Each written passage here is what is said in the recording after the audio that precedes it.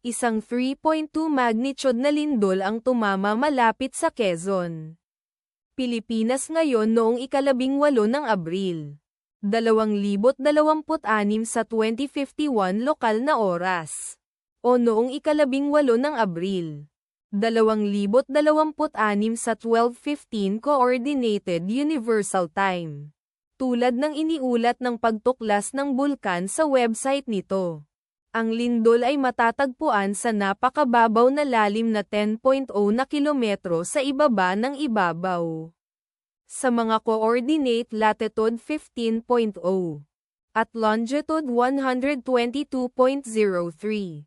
Ang eksaktong magnitude, epicenter at lalim ng lindol ay maaaring baguhin sa loob ng susunod na ilang oras o minuto habang sinusuri ng mga seismologist ang data, at pinipino ang kanilang mga kalkulasyon, o habang inilalabas ng ibang mga ahensya ang kanilang ulat.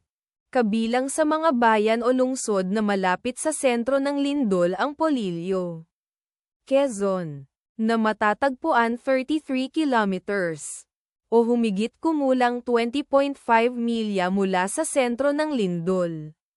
Infanta, Quezon, na matatagpuan 50 kilometers, o humigit kumulang 31.0 milya ang layo. Ang inirerekomendang pagkilos ay maging mapagbantay para sa mga posibleng aftershocks na maaaring mangyari. Ang taya ng panahon para sa lugar na malapit sa epicenter ngayong araw ay inaasahang magiging bahagyang maulap sa buong araw na may pag-ulan sa umaga. Ipagdasal natin na ang lindol na ito ay hindi magkaroon ng malaking epekto sa ating mga kapatid doon. At wala ng lindol. Amen.